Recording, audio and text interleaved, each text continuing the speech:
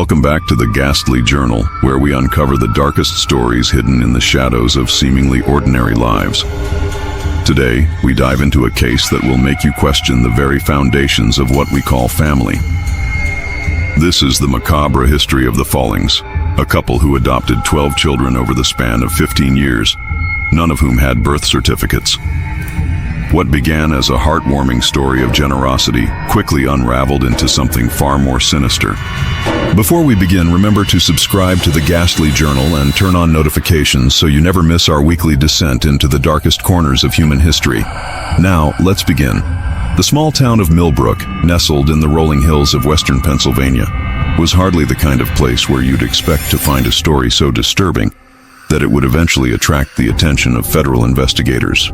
With a population of just under 3,000 people, Milbrook was the kind of place where everyone knew everyone, where community potlucks and high school football games were the highlights of the social calendar, and where neighbors still brought casseroles when someone fell ill. It was in this idyllic setting that Howard and Margaret Foing made their home in the spring of 1978.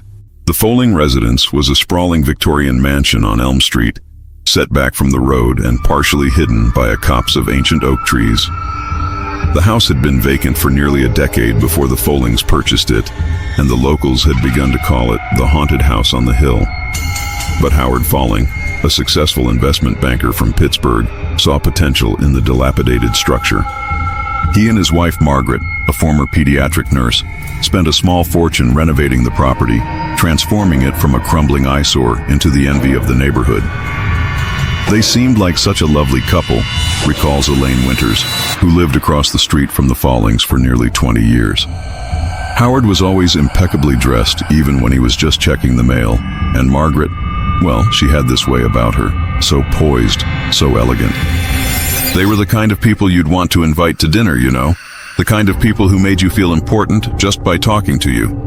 But beneath the veneer of respectability, the Follings harbored secrets that would eventually shock the entire community.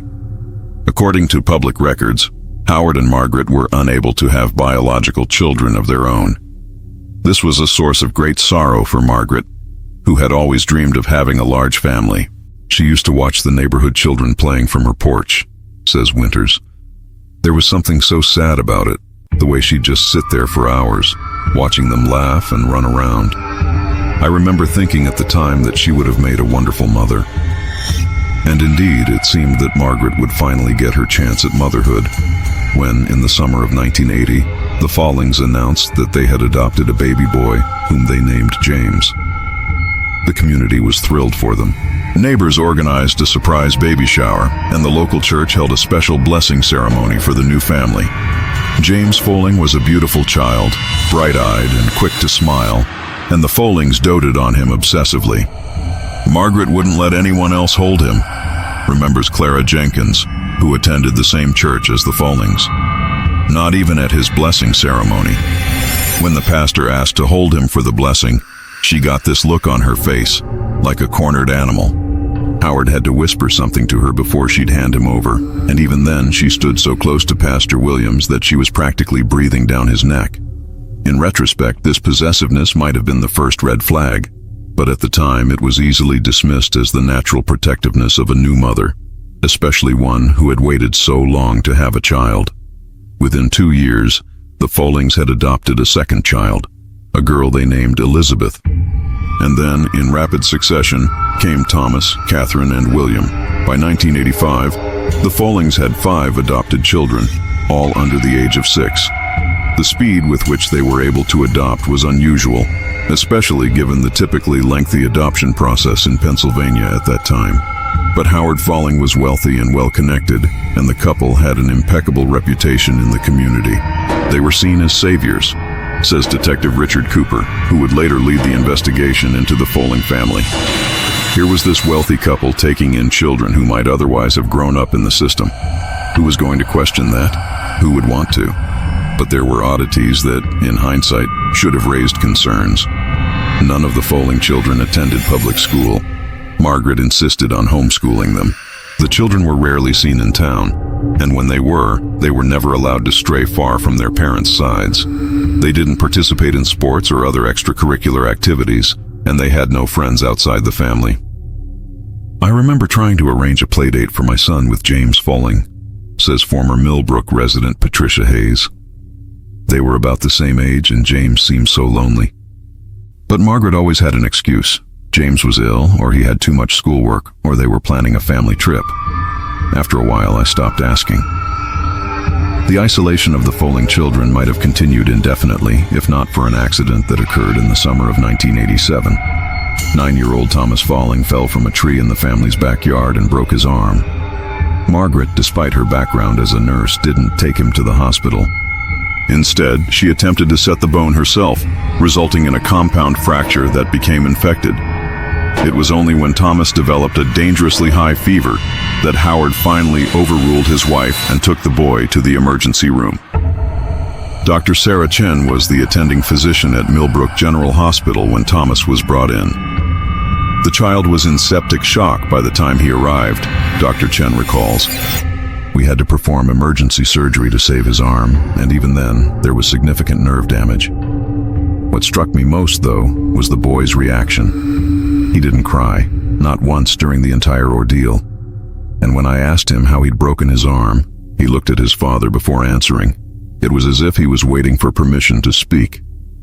Dr. Chen's concerns deepened when she asked for Thomas's medical records and was told that they didn't exist. According to Howard Foing, all of the children's records had been lost in a fire at their previous adoption agency. When Dr. Chen pressed for more information, Howard became agitated and threatened to transfer Thomas to another hospital. That's when I knew something was wrong, says Dr. Chen, but I had no proof, only suspicions. And in a town like Milbrook, suspicions about a family like the Follings could damage your career. Nevertheless, Dr. Chen filed a report with Child Protective Services, expressing her concerns about potential medical neglect. A caseworker named David Morris was assigned to investigate. Morris visited the Foling home, interviewed the parents, and observed the children. His report, filed 3 weeks later, concluded that there was no evidence of abuse or neglect. The children appeared healthy and well cared for. Morris wrote, "The home environment is clean and safe." Mrs. Foling explained that she initially tried to treat Thomas's injury herself due to her medical background and a fear of hospitals stemming from her own childhood experiences. While this decision was ill-advised, it does not constitute willful neglect. The case was closed and life in Milbrook returned to normal. The Follings continued to expand their family, adopting 3 more children between 1988 and 1990, Robert, Anne, and Henry. By now, some in the community were beginning to whisper about the unusual family on Elm Street. How were they able to adopt so many children so quickly? Why were the children so rarely seen in public? And why did they all share the same vacant expression, as if something vital had been drained from them? I used to watch them at church, says Jenkins. 8 children, all sitting in a perfect row, not fidgeting, not whispering, not doing any of the things that normal children do during a long service. They just sat there, staring straight ahead. It was unnatural. But if the community had questions, they kept them largely to themselves. The Follings were generous donors to local causes, and Howard sat on the boards of several influential charities. They were, by all outward appearances, model citizens. Then, in the winter of 1992, a new family moved to Milbrook. Michael and Susan Fletcher, along with their teenage daughter Emily, took up residence in a modest house just a few doors down from the Follings. Michael was a journalist who had recently accepted a position with the Milbrook Gazette, and Susan was a social worker with experience in child welfare cases. Mom noticed something off about the Foling kids right away, says Emily Fletcher, now in her 40s. She had worked with traumatized children before and she recognized the signs. The way they flinched at sudden movements, how they never made eye contact, the fact that they always seemed to be watching Margaret out of the corners of their eyes, as if they were afraid of missing a cue. Susan Fletcher began to make notes of her observations, documenting patterns of behavior that concerned her. She also tried to befriend Margaret, hoping to get a closer look at the family dynamics. Margaret was initially receptive, perhaps seeing in Susan a potential ally in a community that was increasingly curious about her unusual family. The 2 women began to meet for coffee, and occasionally Susan would be invited to the Foling home. It was during one of these visits that Susan noticed something strange. She told me about a room on the 3rd floor, says Emily. The door was always locked, but she could hear sounds coming from inside, shuffling and sometimes crying. When she asked Margaret about it, Margaret said it was just storage and that the house made strange noises because it was old, but Mom didn't believe her.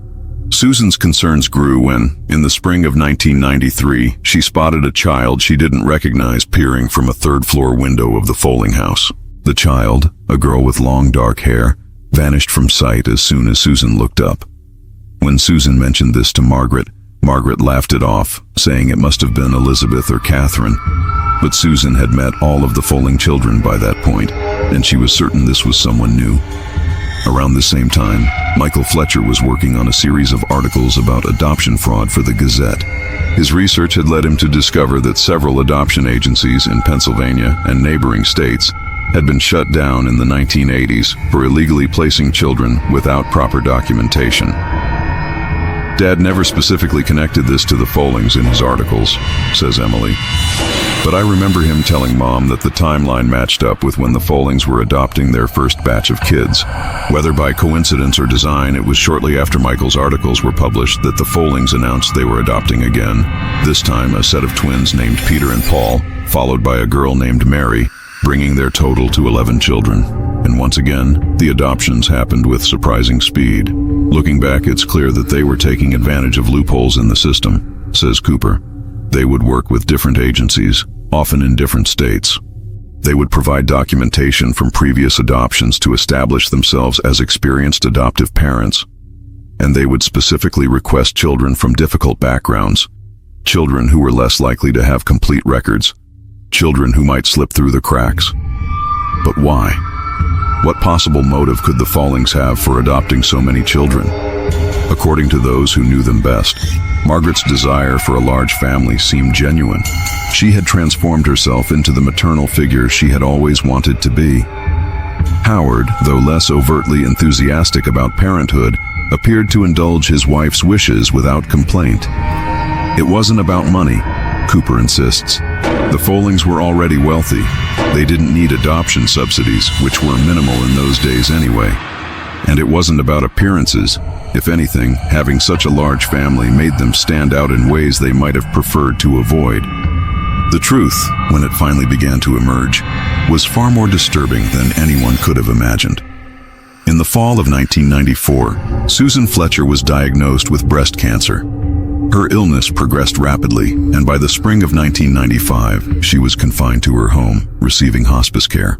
It was during this time, as she faced her own mortality, that she decided to share her suspicions about the Follings with someone who might be able to act on them. She called me to her bedside one night, remembers Cooper, who was then a junior detective with the Milbrook Police Department. She had this file, pages and pages of notes she'd been keeping on the Foling family, observations, inconsistencies in the stories Margaret had told her, photographs she'd taken of the house, including that 3rd-floor window where she'd seen the unknown child. She made me promise that I would look into it after she was gone. Susan Fletcher died on June 12, 1995. Cooper kept his promise, though initially he proceeded with caution. The Follings were powerful in Milbrook, and accusations against them would not be taken lightly. Cooper began by reviewing public records related to the family, property deeds, tax filings, and what little information was available about the adoptions. Most of the adoption records were sealed, Cooper explains. But I was able to confirm that the Follings had worked with at least 5 different adoption agencies across 3 states. And I found something else interesting. Each time they adopted, they made a substantial donation to the agency involved. Not illegal necessarily, but definitely unusual. Cooper also discovered that Howard Foing had established a trust fund for each of his adopted children. On the surface, this appeared to be a loving gesture, ensuring that the children would be financially secure as adults. But the terms of these trusts were strange. The money would only be accessible when the child reached the age of 25, and only if they met certain conditions, including maintaining regular contact with their adoptive parents and not seeking information about their biological origins. It was about control, Cooper says. Everything the Follings did was about control. Armed with this information, Cooper decided to take a more direct approach. He began driving by the Foling house regularly, noting who came and went. He interviewed neighbors, teachers who had briefly interacted with the Foling children during mandatory standardized testing, and former employees of the household. The staff never lasted long, Cooper notes. They'd work for the Follings for a few months, maybe a year at most, and then they'd suddenly leave town. No notice, no forwarding address. It was like they vanished. One former housekeeper, Maria Vasquez, had left Milbrook in 1991 after working for the Follings for just 6 months. Cooper tracked her down to a small town in Ohio, where she was living under her maiden name. Initially, Vasquez refused to speak about her former employers. But when Cooper showed her the file Susan Fletcher had compiled, something changed in her demeanor. She started crying, Cooper recalls. She said, "So someone else knows, someone else has seen." And then she started talking, and once she started, she couldn't stop. According to Vasquez, the Foling children were subjected to a strict regimen designed to break their spirits and ensure their compliance. They were forced to follow elaborate rules that changed constantly, making it impossible to avoid punishment. They were isolated from each other, with each child assigned a separate bedroom and forbidden from entering the other's rooms. They were required to address Howard and Margaret as Sir and Madam, never as Mom and Dad. But the worst thing, Cooper says, was what Maria told me about the 3rd floor. She said there were 3 rooms up there that were always kept locked. She was responsible for leaving food outside these rooms 3 times a day, but she was never allowed to see who was inside. She could hear them though, children's voices, sometimes crying, sometimes singing to themselves. When she asked Margaret about it, Margaret told her that these were children with special needs who required isolation for their own safety. Vasquez had finally left after witnessing Margaret punishing James, who was then about 11, for speaking during dinner without being spoken to first. The punishment had involved forcing the boy to stand in a corner all night, with Margaret checking on him hourly to ensure he hadn't moved. Maria said she couldn't be part of it anymore. Cooper says, she packed her things that night and left before dawn. She was afraid, not just of losing her job, but of what the Follings might do if they knew she disapproved. With Vasquez's testimony and Susan Fletcher's notes, Cooper felt he had enough to justify a more formal investigation. He took his findings to his superior, Chief Raymond Wallace, expecting support. Instead, he was told to drop the matter. The chief said there wasn't enough evidence to warrant an investigation into such a respected family, Cooper recalls. He reminded me that Howard Foing was friends with the mayor, the district attorney, and half the town council. He suggested that I was letting my friendship with the Fletchers cloud my judgment. Frustrated but undeterred, Cooper continued his investigation unofficially, working on his own time and keeping his notes at home rather than at the station. He was particularly interested in the identities of the children allegedly being kept on the 3rd floor, children who were not among the 11 officially adopted by the Follings.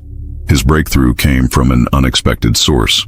Emily Fletcher, then 19 and studying journalism like her father, had not forgotten her mother's concerns about the Foling family. She had been conducting her own research, focusing on missing children cases from the regions where the Follings had adopted. "I found a pattern," Emily says. "In at least 3 instances when the Follings adopted a child from a particular area, there was a report of another child going missing from the same area within a month. These were always children from vulnerable populations, foster kids, children of migrant workers, children from families dealing with addiction or poverty, children who might not be missed right away, or whose disappearances might not generate much attention." Emily shared her findings with Cooper, who used his law enforcement access to dig deeper. He discovered that in each case Emily had identified, the missing child had never been found. And in each case, the investigation had been cursory at best. It was like these kids didn't matter to the system, Cooper says bitterly, like they were disposable. Armed with this new information, Cooper decided to bypass Chief Wallace and take his case directly to the Pennsylvania State Police. He compiled a detailed report, including Vasquez's testimony, Susan Fletcher's notes, Emily's research, and his own findings. He sent it to a contact at the state level, a former colleague named Lisa Harper, who now worked with a task force on crimes against children. Harper took the report seriously. Within a week, she had secured a warrant to search the Foling residence. But obtaining the warrant was only the first hurdle. The execution of that warrant would prove to be one of the most challenging operations of Cooper's career. We knew we had to move quickly and decisively, Cooper explains. If the Follings had any warning, they might destroy evidence or worse, harm the children. But we also knew that they had connections. If word of the impending search reached them through official channels, the whole operation could be compromised. Harper assembled a team of state troopers and agents from the newly formed Child Exploitation and Obscenity section of the Department of Justice. Cooper was included as a local liaison. The plan was to execute the warrant at dawn, when the household would likely be asleep and at its most vulnerable. On the morning of October 23, 1995, a convoy of unmarked vehicles approached the Foling estate. The officers moved swiftly, securing the perimeter before announcing their presence. Howard Foling, dressed in a silk bathrobe, answered the door. According to Cooper, he showed no surprise at the sight of law enforcement on his doorstep. He was expecting us, Cooper says. Somehow, he knew we were coming. He invited us in as if we were guests arriving for a dinner party. He was completely calm, completely in control. Margaret Foing was a different story. When she realized what was happening, she became hysterical, screaming that they had no right to invade her home, that they were traumatizing her children. She had to be restrained when she physically attacked one of the female officers. The search of the house began methodically, with teams assigned to different areas. The 11 known Foling children were found in their bedrooms, all awake despite the early hour, all dressed and sitting on the edges of their beds as if awaiting inspection. They didn't react to our presence, Harper would later report. Not with fear, not with curiosity, not with anything. It was as if they had been emptied out. The officers attempted to interview the children, but they were met with scripted responses that revealed nothing. Even James, who was by then 17 and legally able to speak for himself, would only say, "Sir and Madam provide everything we need. We are happy here." The true horror was discovered on the third floor. As Vasquez had testified, there were 3 locked rooms. When the officers broke down the doors, they found 3 children, a girl of about 10 and 2 boys who appeared to be around 8. Unlike the Foling children downstairs, these children reacted with terror to the presence of strangers. They cowered in corners, hiding their faces and whimpering. The conditions were deplorable, Cooper says, his voice tight with anger even decades later. The rooms were bare except for mattresses on the floor. There were no toys, no books, nothing to suggest that these were children's rooms. The windows were covered with blackout curtains nailed to the frames. And the smell was overwhelming. These children had been living in their own filth.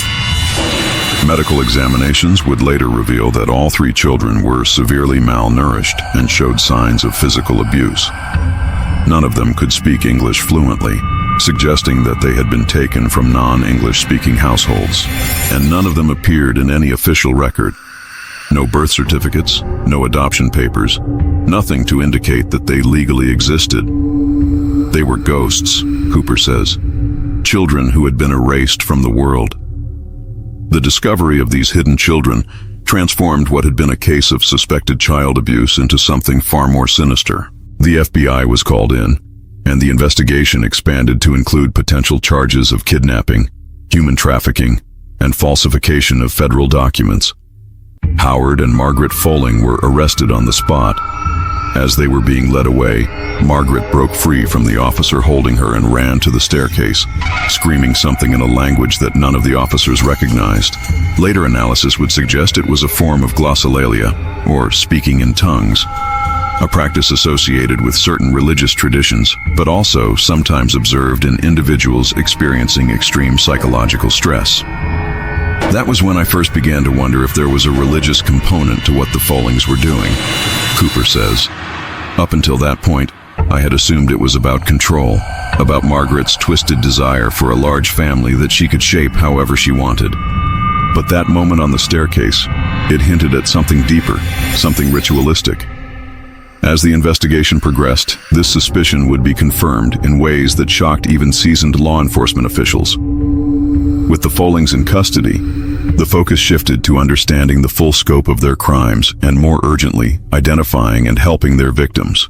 The 3 children found on the 3rd floor were placed in emergency foster care, while the 11 officially adopted children were temporarily housed in a group home designed for traumatized youth. Interviewing the children proved challenging. The 11 adopted children maintained their scripted responses, refusing to deviate from what they had clearly been taught to say. The 3 hidden children, meanwhile, were too traumatized to communicate effectively. They flinched at any sudden movement, refused to make eye contact, and became hysterical when separated from each other. It was as if they only trusted each other, says Dr. Evelyn Morrow, a child psychologist who worked with the children. Which made sense, given what they had endured. They had been kept in isolation, their only human contact being with each other and periodically with Margaret, who would visit them to administer what she called treatments. These treatments, as described by the children once they began to communicate through art therapy, involved Margaret forcing them to drink a bitter liquid that made them sleepy, after which she would recite what sounded like prayers or incantations over them. Sometimes she would draw symbols on their bodies with a dark liquid that might have been ink or blood. The ritual aspect was undeniable, Dr. Morrow says, but we couldn't identify any known religious tradition that matched what the children described. It seemed to be something Margaret had created, a personal mythology that she was imposing on these vulnerable children. While Dr. Morrow worked with the children, Cooper and the federal agents searched the Foling house for evidence.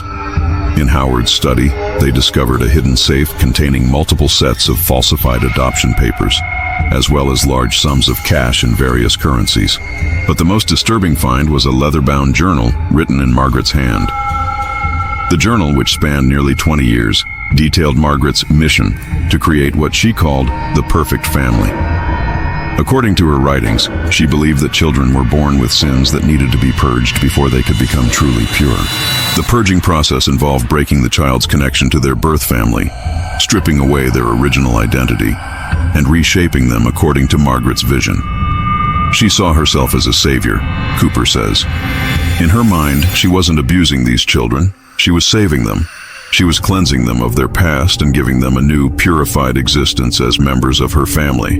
The journal also revealed that Margaret classified the children into 2 categories, the Redeemable and the Vessels. The Redeemable were the 11 officially adopted children, whom Margaret believed could be purified through strict discipline and religious indoctrination. The Vessels, the 3 children found on the 3rd floor, as well as others who had come before them, served a different purpose. According to Margaret's writings, the Vessels were children whose souls were already too corrupted to be saved. Cooper explains, instead, they were to be used as receptacles for the sins that were being purged from the Redeemable children.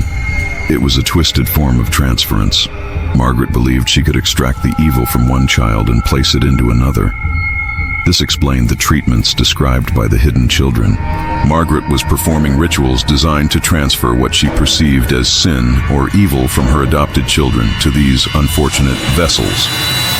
And once a vessel was full, a state Margaret claimed to be able to identify by looking into their eyes, they would be discarded.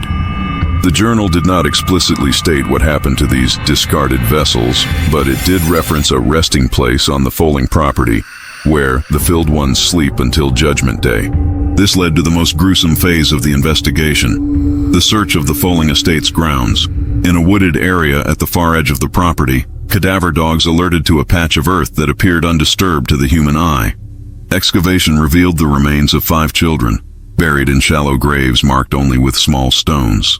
The medical examiner estimated that the oldest burial was about 14 years old, which would place it around 1981. Shortly after the Follings adopted James, Cooper says. The most recent was probably less than a year old. All of the children had died from similar causes, a combination of malnutrition, dehydration, and exposure. They had essentially been neglected to death. Forensic anthropologists worked to identify the remains, a process complicated by the lack of dental records or DNA samples for comparison. Eventually, 3 of the 5 children were tentatively identified as matching the descriptions of children reported missing from areas where the Follings had adopted. Maria Gomez, age 9, reported missing from a migrant worker camp in central Pennsylvania in 1981. Tyrell Washington, age 7, who who disappeared from a Pittsburgh housing project in 1985, and Alexei Petrov, age 8, the son of Russian immigrants who vanished from his front yard in Philadelphia in 1990. The other 2 children remained unidentified, referred to in official records only as Jane Doe number 1 and John Doe number 3. That's the thing that still haunts me, Cooper says. Those 2 kids, someone must have loved them, someone must have missed them, but they died without names, and they were buried without ceremony. It's as if they never existed at all. As the evidence mounted, the case against the Follings seemed irrefutable, but the legal proceedings would prove to be as twisted and complex as the crimes themselves. Howard Folling hired a team of high-powered defense attorneys who immediately began working to distance him from his wife's actions. They painted a picture of Howard as an unwitting participant, a man so consumed by his financial dealings that he was oblivious to what was happening in his own home. They pointed out that Howard was frequently away on business, sometimes for weeks at a time, and that Margaret had been the primary caregiver for all of the children. It was a transparent strategy, says Assistant U.S. Attorney Meredith Lane, who prosecuted the case. Howard wanted to save himself by sacrificing his wife, but the evidence didn't support his claim of ignorance. He had signed all of the fraudulent adoption papers. He had established the trust funds with their controlling conditions. He had built the locked rooms on the 3rd floor. He might not have performed the rituals, but he had enabled them at every turn. Margaret, meanwhile, was deemed incompetent to stand trial after a psychological evaluation revealed severe delusional disorder with religious preoccupation. She was committed to a secure psychiatric facility, where she remained until her death in 2008. Howard denied the opportunity to shift all blame to his wife, changed tactics. His attorneys began negotiating a plea deal, offering Howard's cooperation in exchange for a reduced sentence. Specifically, they promised that Howard could provide information about other children who had been vessels, but whose remains had not been found on the property. It was a gut-wrenching decision, Lane admits. On one hand, we wanted Howard to face the harshest possible penalties for his crimes.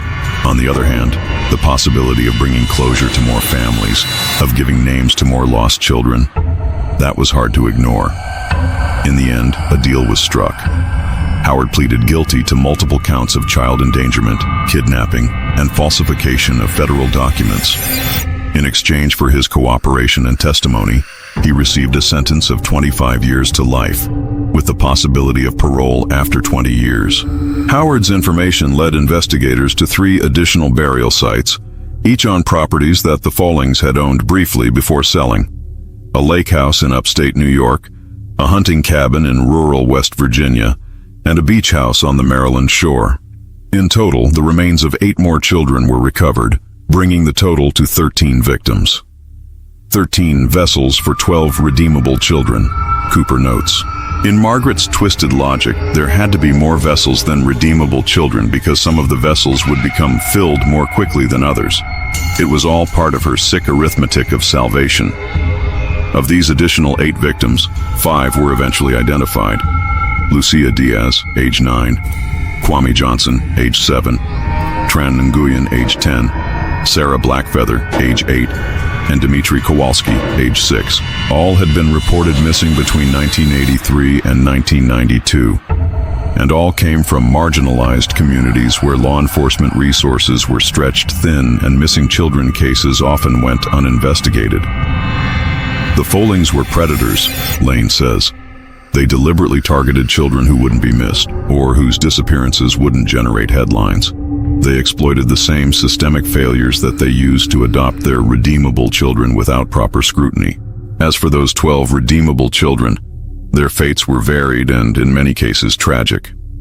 James, the oldest, committed suicide in 1998, 3 years after the Follings were arrested. Elizabeth developed severe anorexia and has been in and out of treatment facilities for most of her adult life. Thomas, whose broken arm had first brought attention to the family, disappeared after turning 18 and has never been found. Some of the younger children were eventually adopted by new families, while others remained in the foster care system until they aged out. The damage was too deep, says Dr. Morrow. These children had been systematically brainwashed from a very young age. They had been taught that their worth was tied to their purity, and that purity could only be achieved through suffering. It's not something you can undo with a few years of therapy. The 3 children found on the 3rd floor, later identified as Sofia Herrera, age 10, Mateo Herrera, age 8, and Carlos Herrera, age 8, were eventually reunited with their family. They had been taken from a rural area near San Diego, where their parents were migrant workers. The parents had reported their children missing, but the local police had suggested that the family had simply moved on, as migrant families often did. It was a miracle that they were found alive, Cooper says. If we had waited even a few more months. Well, based on Margaret's journal, Sophia was already being described as nearly filled. She would have been the next to be discarded. Howard Follings died in prison in 2011, having served 16 years of his sentence. He never expressed remorse for his actions, maintaining until the end that he had only been trying to help his wife realize her dream of a large family. His estate, valued at several $1 million, was divided among the surviving victims as part of a civil settlement. The Foling house on Elm Street was demolished in 1997, and the land was converted into a community garden dedicated to the memory of the children who had died there. Each year on the anniversary of the Follings arrest, the people of Milbrook gather in the garden for a vigil, lighting 13 lanterns for the 13 vessels and 12 candles for the 12 redeemable children whose lives were forever altered by Howard and Margaret Foing. It's not enough, Cooper says. Nothing could ever be enough to make up for what those children suffered. But it's something. It's a way of saying, we remember, we acknowledge what happened here, and we're sorry we didn't see it sooner. The case of the Follings has had lasting impacts on adoption laws and procedures in Pennsylvania and beyond. The Foling Act, passed by the Pennsylvania legislature in 1998, requires more rigorous background checks for adoptive parents, limits the number of children that can be adopted by a single family within a specific time frame, and mandates regular home visits by social workers for the first 5 years after an adoption. The system failed these children, Lane says. We all failed them. The neighbors who noticed something off but didn't speak up. The doctors who saw the signs of abuse but didn't push harder for answers. The officials who were too impressed by Howard's wealth and status to ask the hard questions. Even law enforcement. We should have taken Susan Fletcher's concerns more seriously from the beginning. But perhaps the most haunting aspect of the Foling case is the knowledge that there might be more victims who will never be found. Howard's cooperation was limited to the children buried on properties directly linked to the Follings. But given the family's extensive travels and Howard's business dealings across multiple states, it's possible, even likely, that there were other vessels whose remains are still undiscovered. I've made peace with the fact that we'll never know the full extent of the Follings crimes, Cooper says. But I haven't made peace with the fact that there are parents out there who still don't know what happened to their children. That's why I keep going back to the case files, even in retirement. That's why I still follow up on every lead, no matter how unlikely. Because those children deserve to have their names. They deserve to have their stories told. And so, the macabre history of the Follings continues to unfold, even decades after their crimes were first discovered. It serves as a reminder of the darkness that can hide behind a facade of respectability, of the vulnerable children who slip through the cracks of our society, and of the terrible consequences when those entrusted with their care betray that sacred responsibility. Before we end today's episode, I want to take a moment to acknowledge the families of the identified victims: Maria Gomez, Terrell Washington, Alexei Petrov, Lucia Diaz, Kwame Johnson, Tran Nguyen, Sarah Blackfeather, and Dmitry Kowalski. Their lives were cut short by unimaginable cruelty, but in telling their stories, we ensure that they are not forgotten. And for Jane Doe number 1, John Doe number 3, and the 3 remaining unidentified children, we may not know your names, but we bear witness to your suffering. You matter. You have always mattered. This has been The Ghastly Journal. Remember to subscribe and turn on notifications so you never miss an episode. If you or someone you know has information about missing children, please contact the National Center for Missing and Exploited Children at 1-800-THE-LOST. Sometimes, even decades later, the truth can still come to light. Until next time, stay vigilant. The darkest deeds often happen in the places we least expect. In the decades since the Follings case first shocked the nation, numerous theories have emerged about the origins of Margaret's disturbing belief system. While the official investigation focused primarily on identifying victims and building a legal case against the Follings, researchers and true crime enthusiasts have continued to probe the psychological and potentially cultural roots of Margaret's rituals. Dr. Eliza Montgomery, a professor of religious studies at the University of Pennsylvania, has spent years examining Margaret's journal and court testimonies.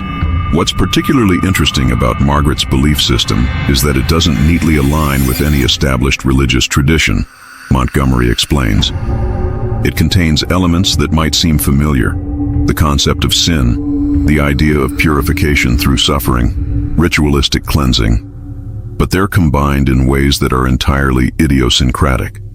According to Montgomery, Margaret's background might offer some clues.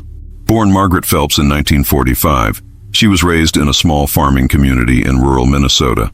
Her parents were described by neighbors as deeply religious but private people who rarely attended community events and kept their children home from school whenever possible. There were rumors in the town about unusual religious practices in the Phelps household, Montgomery says. Nothing specific, nothing that anyone could prove, but enough to make the family something of an enigma. The few people still living who remember the Phelps family describe them as odd and secretive. At 18, Margaret left home to attend nursing school in Minneapolis, a move that apparently caused a permanent rift with her family. According to school records, she never returned home for holidays, and none of her family attended her graduation. By all accounts, she was a dedicated student who specialized in pediatric care, drawn to working with children from the beginning of her career. There's a gap in our understanding of Margaret's life between her graduation from nursing school in 1965 and her marriage to Howard in 1976, Montgomery notes. We know she worked at several hospitals across the Midwest, never staying in one place for more than a year or two. And we know that she spent some time in Europe in the early 1970s, though the exact purpose of this trip remains unclear. It was during this European sojourn that Margaret might have encountered the obscure religious texts that later influenced her beliefs. Among her possessions seized during the investigation was a collection of manuscripts, some dating back to the 17th century, that dealt with various esoteric traditions. These included works on alchemy, Gnosticism, and certain mystical practices that involved the concept of spiritual transference, the idea that qualities like sin or virtue could be moved from one vessel to another. These weren't mainstream religious texts, Montgomery emphasizes. They were obscure, often fragmentary works that would have been difficult for a casual reader to find. Margaret must have sought them out deliberately, suggesting a pre-existing interest in these concepts. By the time Margaret met Howard Foing at a charity gala in Pittsburgh in 1975, she had developed the framework of her belief system, a system she apparently kept hidden from her husband-to-be, at least initially. Howard, by all accounts, was not a religious man. His interest was in accumulating wealth and social status, goals he pursued with single-minded determination. It's an open question whether Howard ever fully understood or shared Margaret's beliefs, says Cooper. In his testimony, he claimed that he thought her interest in adoption stemmed from a genuine desire to help underprivileged children, combined with her inability to have biological children. He said he only became aware of the religious aspect gradually, and by then he was too deeply involved to extricate himself. But Cooper remains skeptical of this claim. Howard was an intelligent, observant man. The idea that he could live in that house for 15 years and not know what was happening, it stretches credulity to the breaking point. Dr. Montgomery offers another perspective. I think Howard might have seen Margaret's beliefs as a form of eccentricity, something to be humored rather than challenged. There's evidence that he was genuinely in love with her, at least in the beginning. And people in love often overlook or rationalize behaviors that would alarm an outside observer. Whatever Howard's level of understanding or complicity, there's no doubt that he enabled Margaret's actions through his financial resources and social connections. Without Howard's money to facilitate quick adoptions and buy properties where vessels could be hidden or buried without his status to deflect suspicion and intimidate potential whistleblowers, Margaret's mission might have been discovered much sooner. They were a perfect storm, Cooper says grimly. Margaret with her twisted vision, Howard with his means to make it reality. And caught in the middle were 25 children whose lives were destroyed. The 25 children Cooper refers to include the 12 redeemable children who were officially adopted and subjected to years of psychological and sometimes physical abuse, and the 13 vessels who suffered even more extreme neglect before ultimately being killed when Margaret deemed them filled with the sins she believed she had extracted from her adopted children. Of the 12 adopted children, only 9 are still alive today. In addition to James's suicide and Thomas's disappearance, Catherine died of a drug overdose in 2007 at the age of 28. The surviving 9 have largely avoided public attention, changing their names and attempting to build lives away from the shadow of their traumatic childhoods. Elizabeth, now in her 40s, is the only one who has spoken publicly about her experiences. In a rare interview given to a documentary filmmaker in 2015, she described the constant fear that permeated the Foling household. "We were always afraid of disappointing them," she said. Sir and Madam, that's what we had to call them, had these elaborate rules that changed all the time. You never knew what might trigger a punishment. Something that was acceptable one day could be forbidden the next. It kept us constantly on edge, constantly vigilant. Elizabeth also spoke about the cleansing rituals that Margaret performed on the children. She would make us drink this tea that tasted horrible, and then she'd make us kneel in this circle she'd drawn on the floor. She'd recite these long passages in a language none of us understood, and she'd touch our foreheads with this cold, wet finger. Sometimes she'd make cuts on our arms, small ones, nothing that would leave obvious scars, and collect the blood in a little silver cup. According to Elizabeth, the children were told that these rituals were necessary to remove the badness they had brought with them from their previous lives. Madam said we were born with sin inside us, like a disease, Elizabeth recalled. She said our birth parents had infected us, and only she could cure us.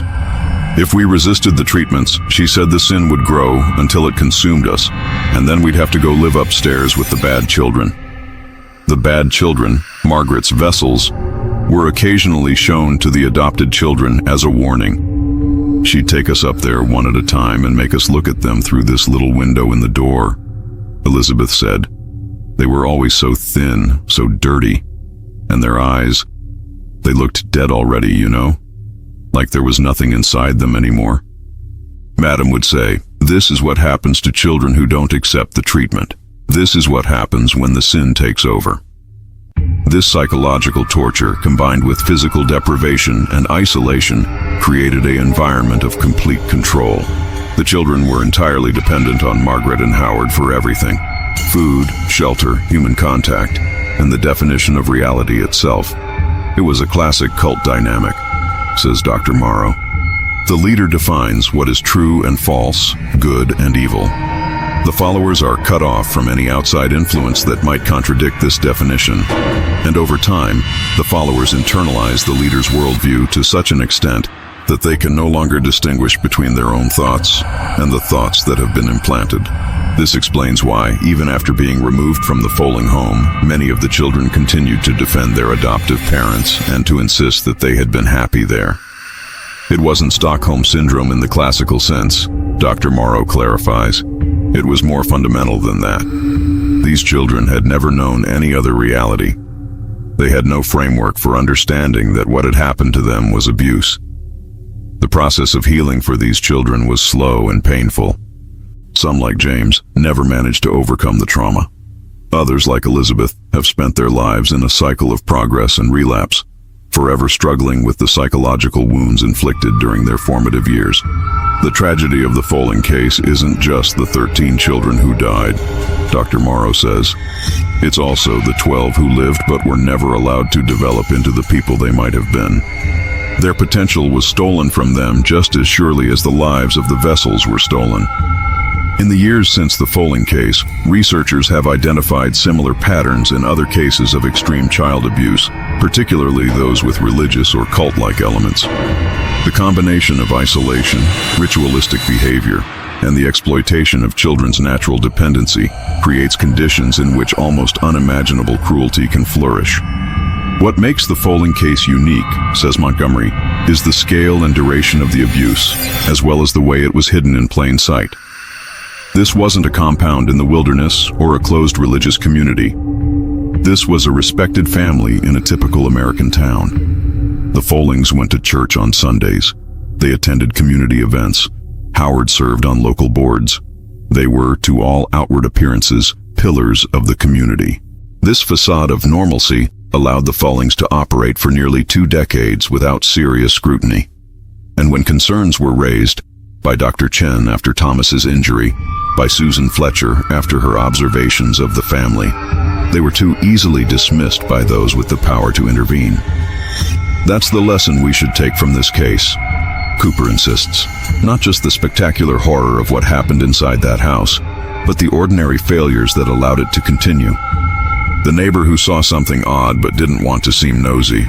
The official who accepted a flimsy explanation because the alternative was too disturbing to contemplate. The colleague who noticed something wrong but didn't want to risk their career by speaking up. These everyday failures of courage and responsibility, multiplied across a community and spanning years, created the conditions in which the Follings crimes could flourish. And according to Cooper, similar dynamics continue to enable child abuse today. The names and circumstances change, but the pattern remains the same, he says. Someone notices something wrong, but they tell themselves it's not their business. Or they report it, but they don't follow up when nothing seems to happen. Or the system gets involved, but it's too overworked and underfunded to provide the kind of sustained attention that might reveal the truth. This systemic failure is particularly pronounced when it comes to children from marginalized communities, the very children the Follings targeted as their vessels. Children from poor families, immigrant children, children of color, children in the foster care system. All are statistically more likely to be victims of abuse and less likely to receive thorough protection from that abuse. The Foling case isn't ancient history, Cooper says. It's a warning about what can happen when we fail to protect our most vulnerable children. And it's a reminder that sometimes the monster isn't hiding under the bed or in the closet. Sometimes the monster is the respected neighbor down the street, the one everyone thinks is such a pillar of the community. As for Margaret Foing, she spent the last 13 years of her life in a secure psychiatric facility, never legally tried for her crimes due to her ongoing mental incompetence. According to staff reports, she continued to perform her rituals in private, using whatever materials she could find or fashion. She maintained until her death that she had been doing God's work, saving children's souls through a sacred process of transference. In one of her final journal entries, written just months before her death from breast cancer in 2008, Margaret wrote, "They think they've stopped the mission, but they don't understand. The work continues on another plane. The vessels are filled, the redeemable are cleansed, and when judgment comes, all will see that I was right. All will know that I was chosen for this holy purpose." Howard, meanwhile, spent his years in prison writing a memoir titled Blind Trust, in which he portrayed himself as a victim of Margaret's manipulation. The manuscript was never published, as the courts ruled that Howard could not profit from his crimes. But copies have circulated among researchers and true crime enthusiasts, providing insight into the mind of a man who enabled unspeakable cruelty while maintaining his own innocence.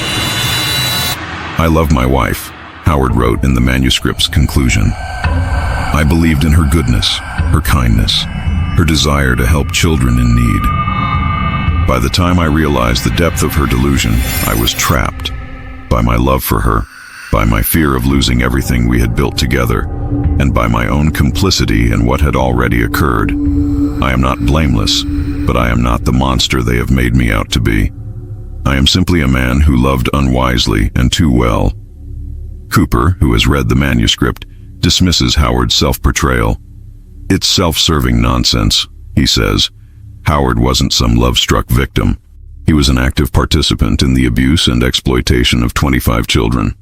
He may not have shared Margaret's religious fervor, but he was willing to benefit from it, from the adoration of a community that saw them as saviors, from the control they exerted over their victims, from the sick dynamic they created together. Regardless of Howard's motivations or level of belief, the consequences of his actions and his failures to act were the same. Children suffered and died. Lives were destroyed, and a community was left to grapple with the knowledge that such darkness had existed in their midst, unrecognized and unchallenged for far too long. Today, the Follings case is studied by law enforcement officers, social workers, psychologists, and religious scholars. It serves as a case study in how abuse can be hidden behind wealth and status, how destructive belief systems can develop and flourish in isolation, and how the most vulnerable members of society, children, can fall through the cracks of the systems designed to protect them. If there's any silver lining to this terrible story, Cooper says, it's that it has made us more vigilant. It has changed laws and procedures. It has made us more willing to ask difficult questions and to follow up when the answers don't seem quite right. It has reminded us that we all have a responsibility to protect children, not just the ones in our own families, but all children. And perhaps that is the legacy of the Follings case. Not just a tale of horror and depravity, but a call to action. A reminder that the darkest deeds often happen in the places we least expect, and that our willingness to see, to speak, and to act can make the difference between life and death for those who cannot protect themselves. In the community garden that now stands where the Follings house once loomed, 25 trees have been planted, 12 oak trees for the Redeemable children, 13 willows for the vessels. Each year they grow taller and stronger, their branches reaching toward the sky in silent testimony to the resilience of the human spirit and the enduring hope that from even the darkest soil, new life can emerge. And so we end our exploration of the macabre history of the Follings. A story of horror, yes, but also a story of courage. The courage of Susan Fletcher, who first raised the alarm. The courage of Maria Vasquez, who fled the house of horrors but didn't forget what she had seen. The courage of Detective Richard Cooper, who persisted in his investigation despite official resistance. And most of all, the courage of the children who survived, Elizabeth and the others, who continue to live their lives day by day, carrying burdens no child should ever have to bear. May we honor their courage with our vigilance. May we ensure that such horrors never again hide in plain sight, behind respectability and wealth and the reluctance to ask uncomfortable questions. And may we never forget the names of those who didn't survive. Maria, Tyrell, Alexei, Lucia, Kwame, Tran, Sarah, Dimitri, and the 5 children whose names we may never know, but whose lives mattered just the same. This has been The Ghastly Journal. Until next time, remember, the most important stories are often the ones that are hardest to tell. Thank you for listening.